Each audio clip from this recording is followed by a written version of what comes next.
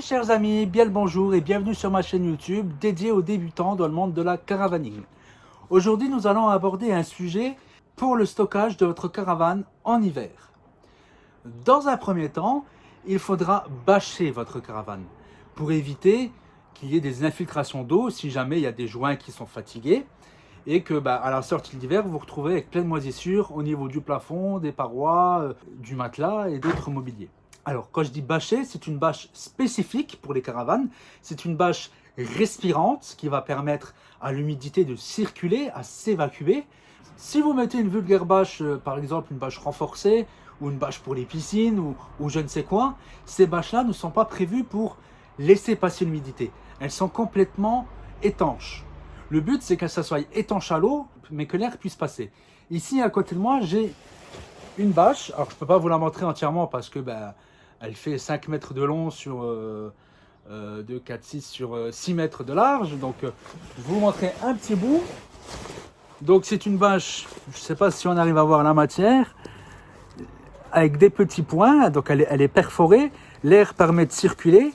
Et de l'autre côté, c'est respirant également, mais cette partie-là, elle est étanche. Donc, l'eau ne peut pas passer. Par contre, l'air peut circuler librement. Donc cette partie-là à l'extérieur, cette partie-là à l'intérieur. Dans un second temps, il faudra penser également à desserrer votre frein à main. Pourquoi? Parce que tout simplement, le système de freinage, c'est un système à tambour. Donc ce sont des mâchoires qui viennent s'écarter avec des ressorts, qui viennent se plaquer contre le moyeu. Et avec l'humidité ambiante, il va se former une fine pellicule d'oxydation et ça va gripper vos freins. Vous ne pourrez plus avancer et reculer la caravane. Et c'est très rapide. En espace de quelques jours seulement, vous avez des freins grippés. Après, il faut tout démonter, retirer la roue, démonter le moyeu, ou alors laisser le moyeu et taper avec un marteau pour essayer de décoller les mâchoires. Donc, pour éviter justement ces soucis, pensez à desserrer le frein à main et naturellement, mettez une petite cale de chaque côté des roues, comme ceci. Et donc, ça permettra justement, si votre terrain n'est pas droit, à éviter que la caravane elle commence à reculer.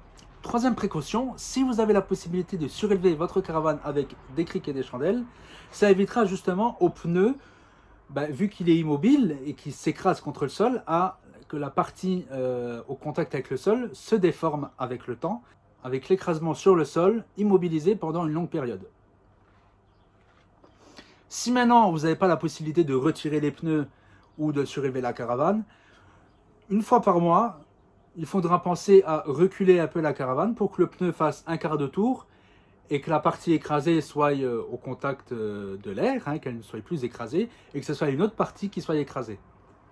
Et ainsi de suite jusqu'à la fin de l'hiver. Quatrième précaution, il faudra penser à ouvrir tous les placards. Il faudra penser à ouvrir tous les placards de la caravane pour que justement l'air puisse circuler et ne reste pas emprisonné dans le placard et que ça crée de la moisissure à l'intérieur. Naturellement, il faudra penser à vidanger votre cuve d'eau afin d'éviter une prolifération de bactéries. Dernière précaution, il faudra penser à graisser le timon de votre caravane. Le timon, c'est cette partie-là, je vous la mets en photo. Donc vous prenez votre pompe à graisse, vous achetez de la graisse spéciale qui résiste à l'humidité et aux fortes chaleurs, etc. Donc ça, vous trouvez dans tous les centres auto. En général, 4 coups de graisse suffit largement. De toute façon, vous le verrez, vous vous couchez en dessous de la caravane, vous regardez au niveau du timon et vous voyez quand la graisse elle sort. C'est que c'est suffisamment graissé. Et voilà, votre caravane est prête à passer l'hiver dans de bonnes conditions. J'espère avoir été clair. Si j'ai oublié quelque chose, n'hésitez pas à le mettre dans les commentaires. En attendant, je vous souhaite une excellente journée.